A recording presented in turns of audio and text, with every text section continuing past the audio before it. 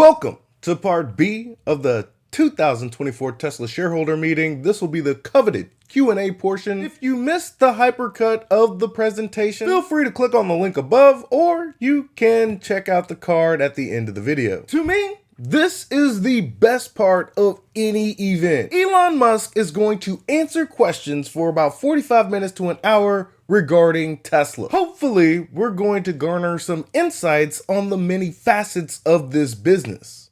Hopefully. I guess with that, we can go to Q&A. I guess we've got mics lined up. Dive for the mic. Hey, Elon. Last year, I thanked you for making the world a better place for my son to live in. And I wasn't clear. In particular, I was referring to what you've done for the First Amendment and our rights. History will not forget it, and the sacrifices you made and the risks you took will pay off and have paid off. You have to say, like, why was the First Amendment so important? Is because, you know, people came here from places where if they spoke their mind, they'd be put in prison or killed, or just shut out from society, ostracized. So freedom of speech is absolutely fundamental to a good future. All right, this is definitely not how I wanted to start off the Q&A of the Tesla shareholder meeting. We get it. You like Elon. Everybody in this building that's here in this moment likes Elon. That's why so many people with those proposals didn't show up to deliver them in person. The fear of being ostracized by the Elon faithful or even being ripped apart kept them from being there in person to deliver why these proposals should be enacted. A little bit of self-preservation, if you will. We get it. You like Elon Musk. We all like Elon Musk. But there's a time and a place. Put that in a fan letter and talk about some Tesla. I was always wondering, do you think Tesla could ever move forward towards bundling software as like a package to, you know, possibly increase take rate for FSD? You know, maybe bundle it with premium connectivity and future software options? This isn't going to increase the take rate of FSD. It very well might decrease the adoption rate of premium connectivity and essentially the overall value of the car. Premium connectivity is damn near a must, and it's $10 a month. Soon, FSD will be quite similar. It just needs to get over that hump of usefulness. But I'll gauge it when my wife decides to engage FSD without being prompted. That's when I'll know the rest of society will want to use FSD. I think we definitely want to encourage people to try FSD. And one of the things that I think probably makes sense is that when we have a significant improvement, every time we have a significant improvement in FSD, give all customers a 2-week free trial. So like, hey, we've made an improvement to FSD, try it for another 2 weeks. So I think keep sort of offering people free trials of FSD every time we make a significant improvement.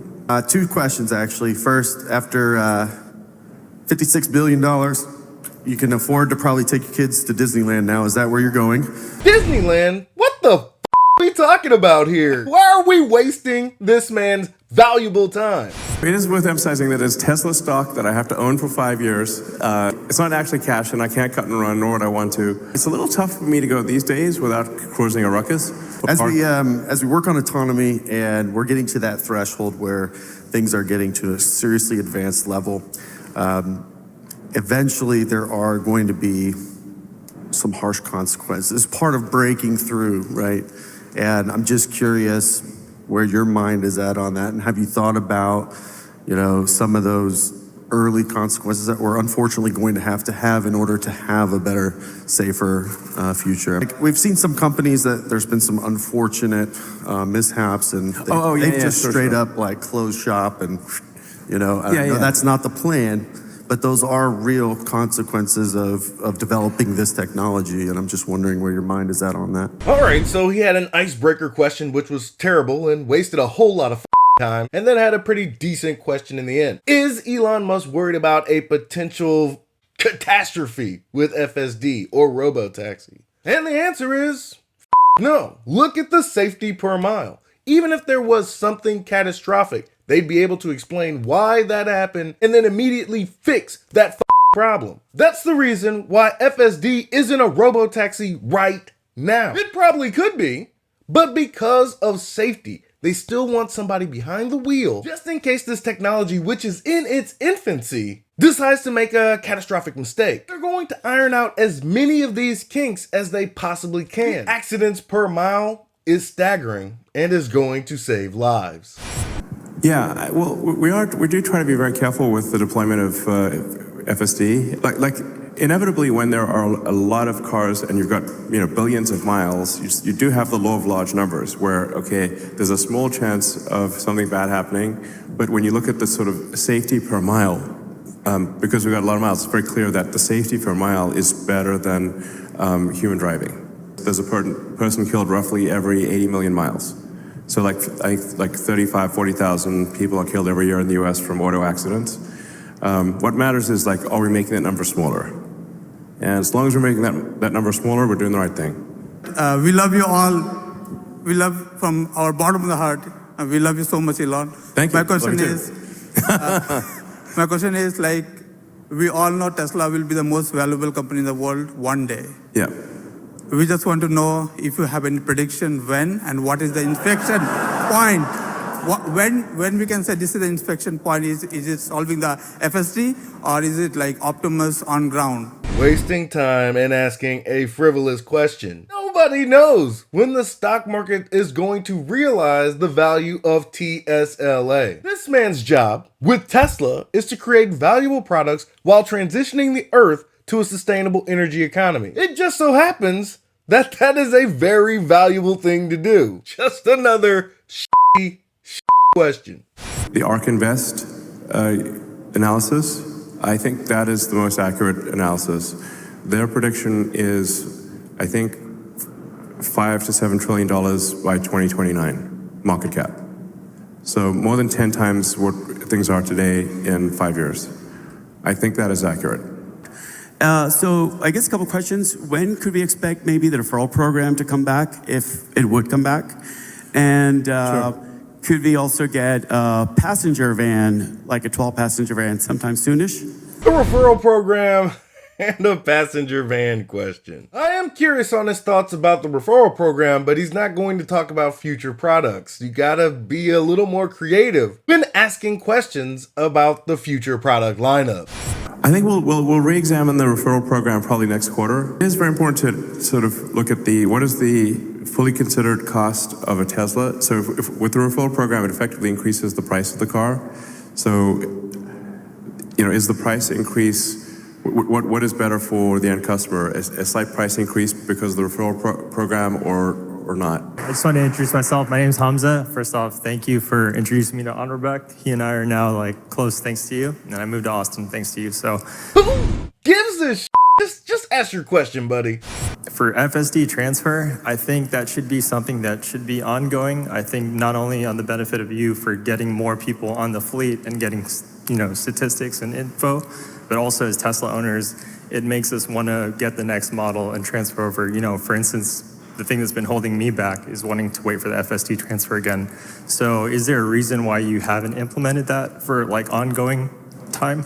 The FSD transfer situation really does boggle my mind. Let's just, for instance, I want to sell Panda and get a new Tesla because that's the only option. I would want to leave FSD on the vehicle so I could sell Panda for more money, right? I mean, if I'm buying a new Tesla and we're keeping Panda, I can't just switch FSD from Panda to the new vehicle. Both of them need FSD. Elon, help me understand why this question is even relevant.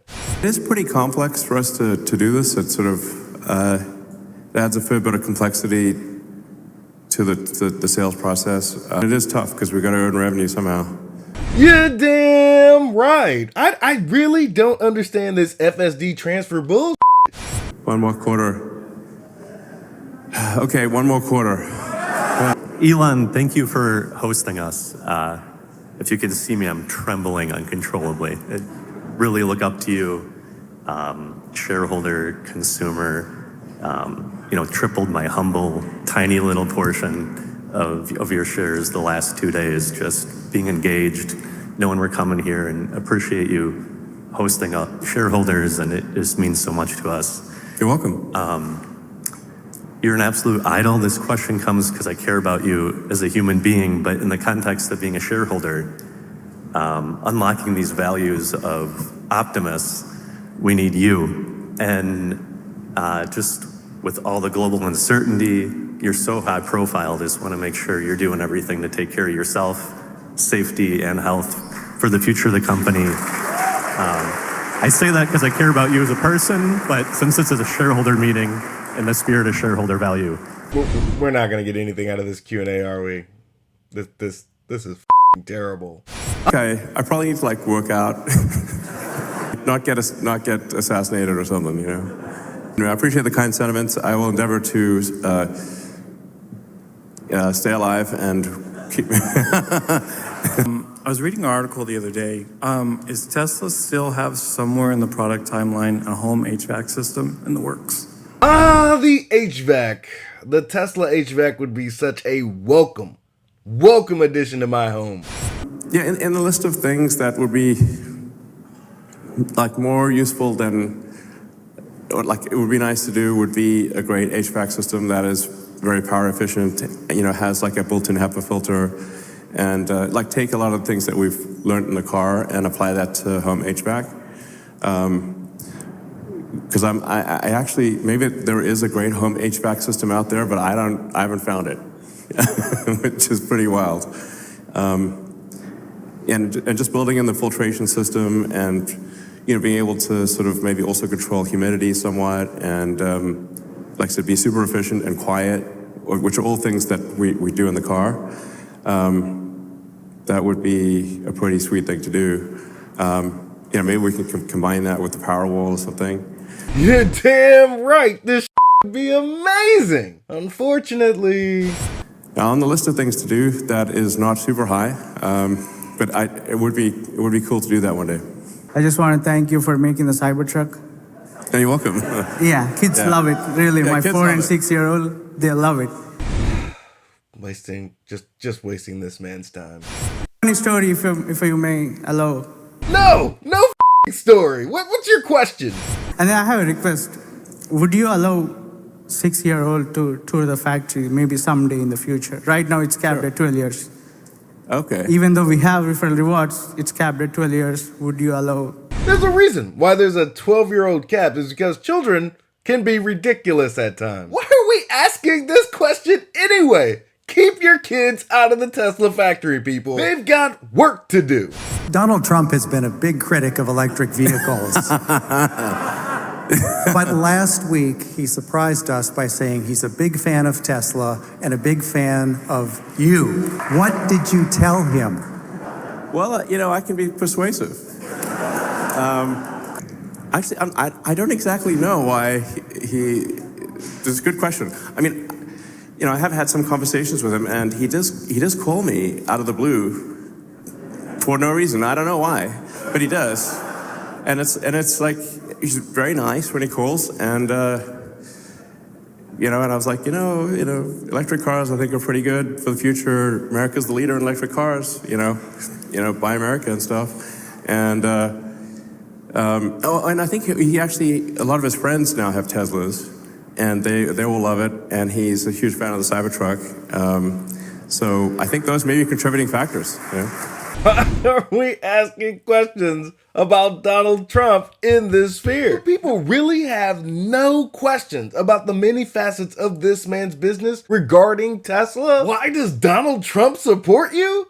Everyone should be supporting this man's vision in transitioning the earth to a sustainable energy economy. This isn't red, this isn't blue, this is green, and I'm talking about money.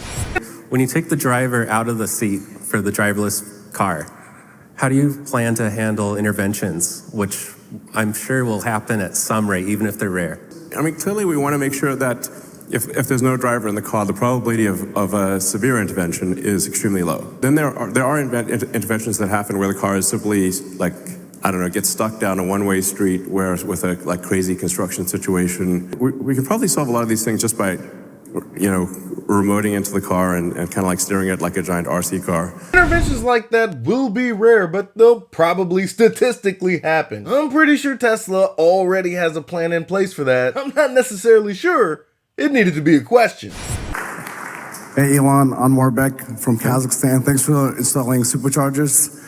I just want to acknowledge Tesla, Boomer Mama, and Sawyer Merritt for all the efforts they did to organize There's an after party to celebrate at Luster Pearl East. If you guys want to come and celebrate all the efforts for the community. Congratulations, Elon. Thank you. So there is no question. Odd. There's a time and a place. I definitely appreciate everything that those individuals did to rock the vote. Definitely above and beyond the call of duty. But there's a time and a place. Thanks for hosting today, Elon. It's about 4 years since you did Battery Day and drew out those very ambitious targets of getting to a terawatt hour of batteries. And earlier in your presentation, you alluded to the great difficulty of scaling up this new technology. I think as shareholders, we're most interested. Can you tell us a little bit more? Because in terms of affordability, which you also mentioned as this huge burden, these 4680s get manufacturing credits and also on the consumer side get large credits as well. If you could scale that so that we could produce full level of Cybertrucks and also start to put them back in the Y and the 3, potentially it would greatly improve affordability and be great in terms of scale. A question about the business, particularly the 4680s. What a novel thing to do at the shareholder meeting. Why can't we have more questions like this? So achieving affordability is actually, at this point, more about the rest of the car than it is actually about the battery pack. The price per kilowatt hour of cells from suppliers has dropped dramatically. So there was a massive spike for a few years in the cost of lithium-ion cells from suppliers because every car manufacturer put in gigantic orders for battery packs. So the price of lithium and like all the raw materials and the battery cells went crazy. It doubled. Battery cell suppliers have increased their supply, and the orders from other car manufacturers have declined. So, I mean, it is worth noting that it's tough sledding out there for EVs. You know, GM announced, I think, a 50% reduction recently in their EVs. Ford announced reductions. I think almost every manufacturer has announced reductions in their electric vehicle plans.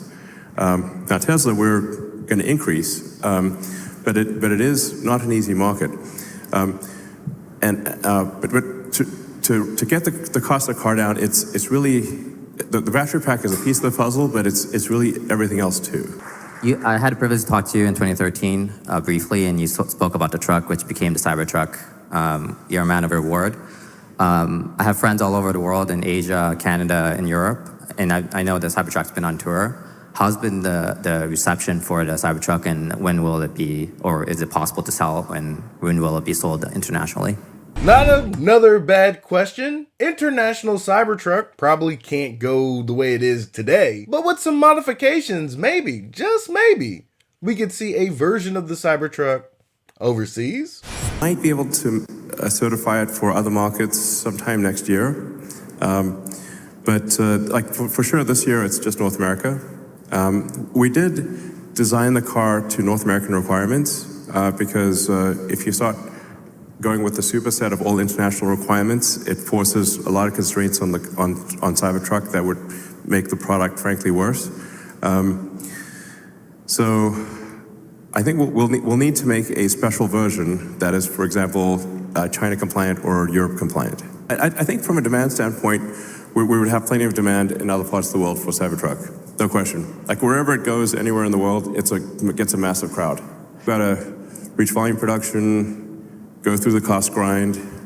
It would be difficult for me to overstate the difficulty in the cost grind. It's really intense.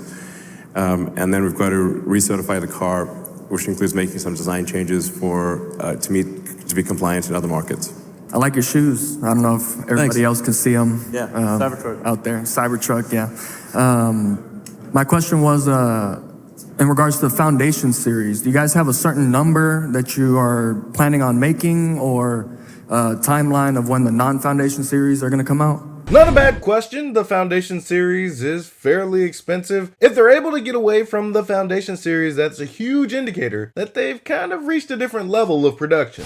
We'll end the Foundation series actually pretty soon, and the non-Foundation series sometime next quarter. Michael, I ask a lot of questions on the quarterly investor calls, and I wanted to ask you, can you give me a little bit more color on the neural net scaling laws that you're seeing as you're training FSD? Like how much data, how much more inference compute, how much more training compute do you need for each successive 9 in reliability of the full self-driving software, and how much data are you currently collecting? Another great question. Insight into FSD's training. It just strikes me as odd that as of right now, more than half of the questions being asked have been absolutely terrible. There is so much to know about Tesla, the company. I mean, that's something that we go through really every week at Tesla.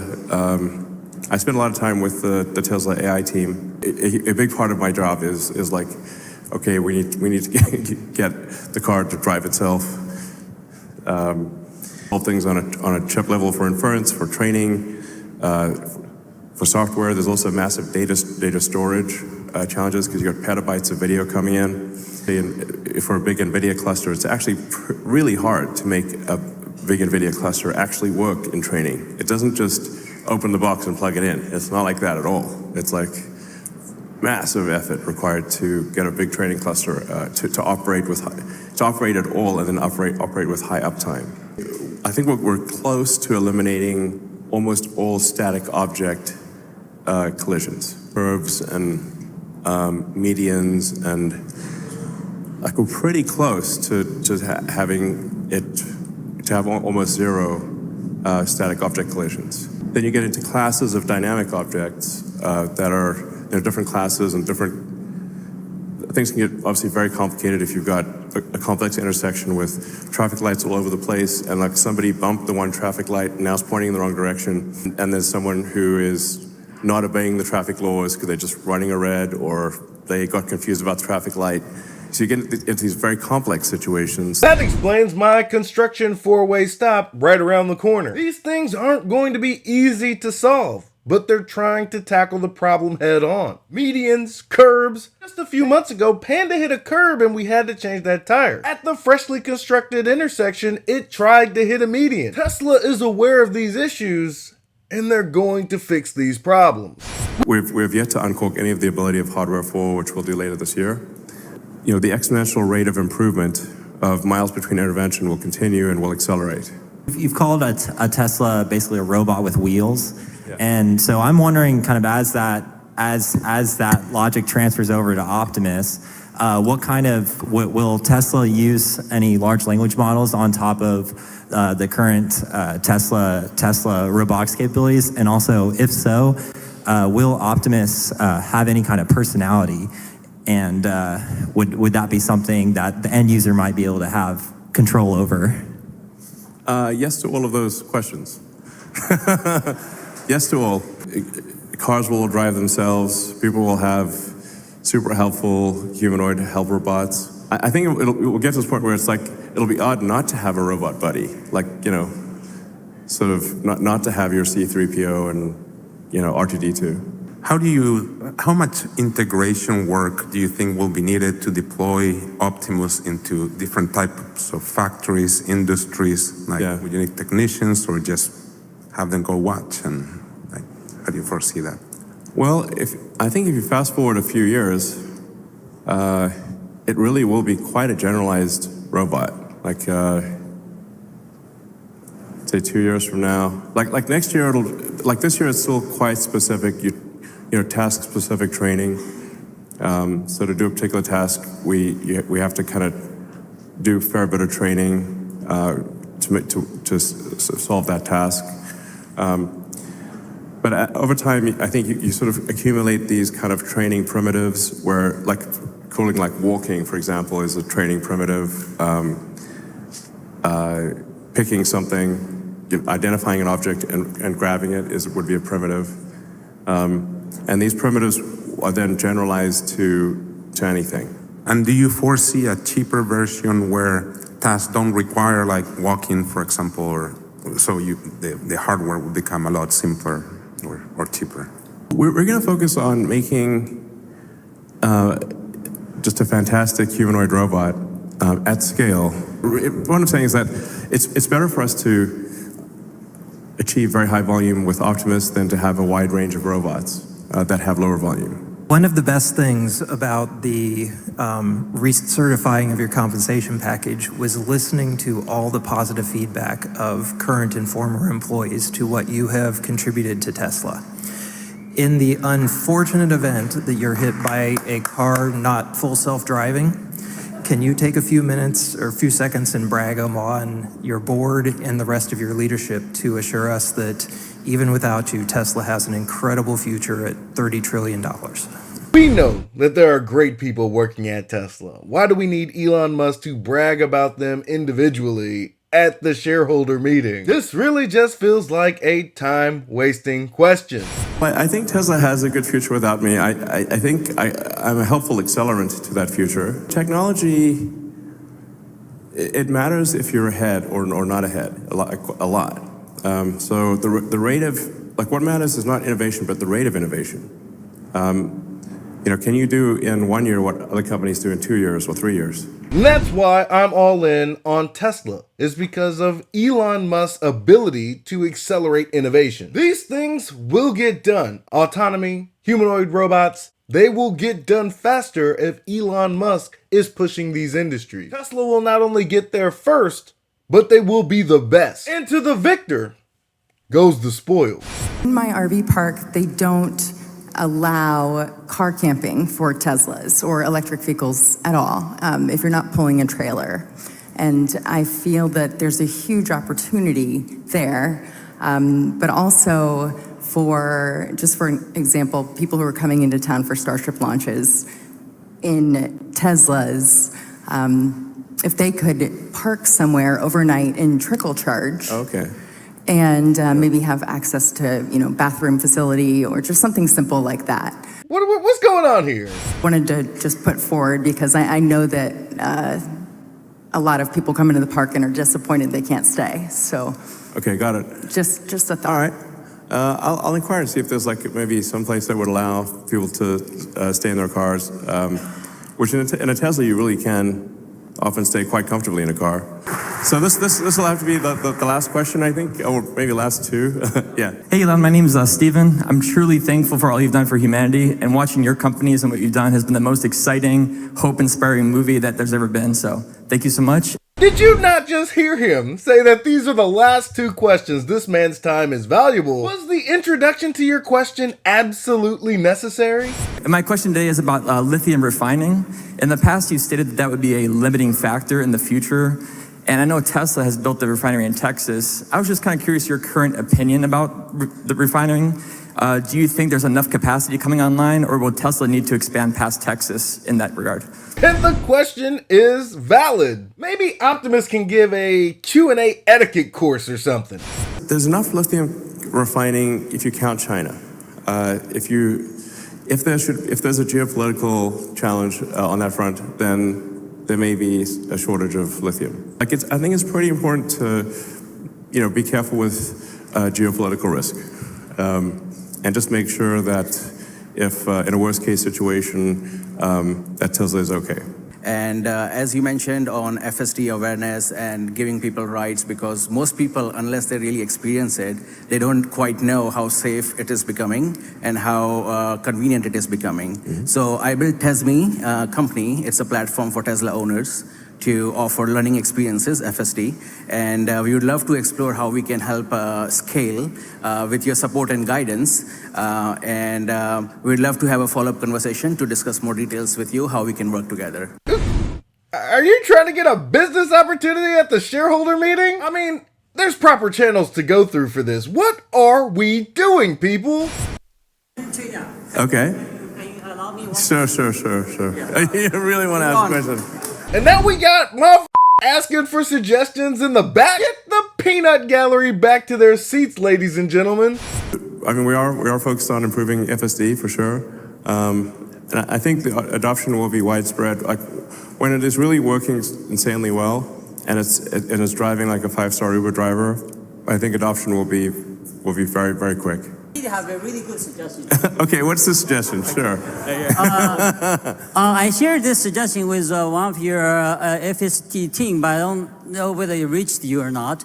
Basically, as FSD keep on improving, we are not quite sure at what rate it will be improving the march of lines. So so a lot of skepticism remains as to when you can exactly operate the robot taxi. So it occurred to me that in between supervised FSD and robot taxi, there is something intermediate stage that's commercializable, which is what I would call a robot rental car.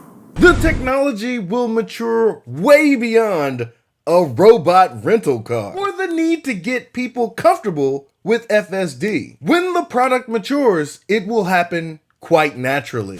And that is the coveted Q&A portion of our Tesla shareholder meeting 2024. And if I've got to be honest, half of those questions were Off the top of my head, I would have liked to know more about Tesla Energy, the deferred revenue of FSD, the take rate of the new monthly subscription plan for FSD, the progress of Tesla insurance, or even if it's worth it. How are the 2 pilot cities of Tesla Electric doing here in Texas? That's all I got for you today. Be easy. Peace.